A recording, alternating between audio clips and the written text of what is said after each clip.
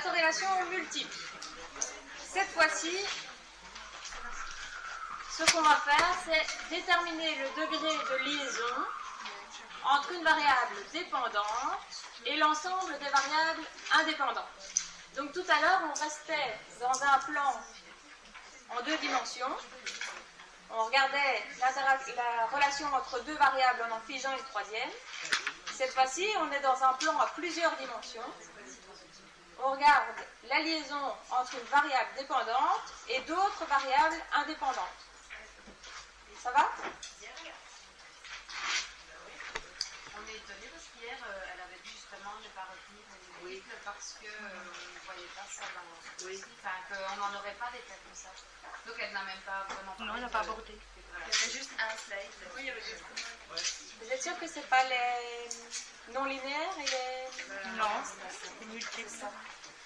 Oui, j'ai rien vu. Elle a dit on doit faire les partiels parce que... C'est vrai qu'elle m'a dit qu'elle avait un peu couru et donc c'était normal si j'avais des questions. Non, franchement, on avait un slide. Oui. Elle a dit les partiels à la fin. C'est la toute dernière.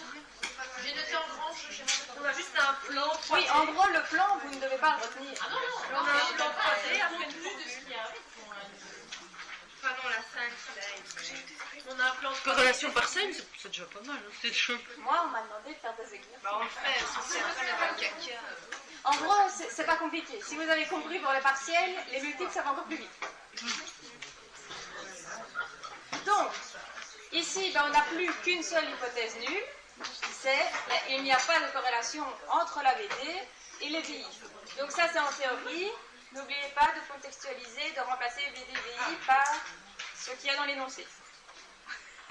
Après avoir calculé, après avoir donné l'hypothèse nulle, on calcule les coefficients de corrélation, toujours avec la calculatrice. Sauf que cette fois-ci, au lieu de x, y, z, on a 1, 2, 3. Donc 1 pour la VD et 2 et 3 pour les deux VI. Donc R, 1, 2 entre la VD et la première VI, 1, 3 entre la VD et la deuxième VI, 2, 3 entre les deux VI. Ça va?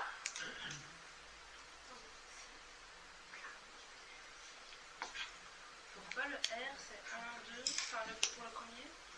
Donc 1, 2, parce qu'on dit que la VD c'est notre première donnée, première série de données. Donc La c'est VD, 1. donc c'est 1, et puis les deux VI, ça sera 2, 3. Donc au lieu de faire x, y, z, ici on fait 1, 2, 3, mais en gros ça revient au même. Ça va? C'est juste des conventions comme ça en fait. Mais donc on se dit, par convention, on dit toujours que le 1 c'est la VD.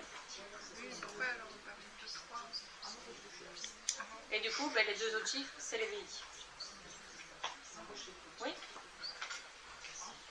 Donc là, de nouveau, il pourrait y avoir plus de 3 chiffres, mais nous, on s'arrête à 3. Une VD et 2 VI. Pourquoi ici on a calculé le coefficient de relation pour les VI? Ça va intervenir en fait dans le calcul de la régression multiple. De la corrélation multiple. Donc, on a fait l'hypothèse nulle, on a calculé les R, ben, on calcule la corrélation multiple. Alors, voilà la formule. Donc, de nouveau, ici, la seule difficulté, c'est de bien entrer les données dans la calculatrice. De bien mettre ces parenthèses pour être sûr que la racine carrée s'applique sur l'ensemble. Les deux numérateurs, je nomme le R 1, 2. Donc ici, le 2, c'est pour... Non, c'est pour tout. Ça revient au même. Hein. Je rajoute ça.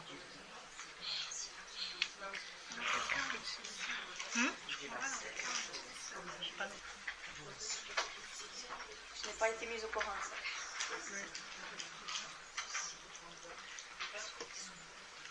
Donc ici, faites attention qu'on met un point aussi. Je crois que Madame Huet avait utilisé un tiret peut-être dans ces slides. Mais il n'y avait pas de slide. Oui, un tiret. Voilà. Donc en gros, c'est parce qu'il ne faut pas confondre le point ici, c'est pas parce qu'on fige le 2 et le 3. D'accord? Ici, il ne s'agit pas de figer, on calcule vraiment la corrélation entre la VD et les VI. D'accord? Donc faites attention que le point ici, c'est pas parce qu'on fiche quelque chose.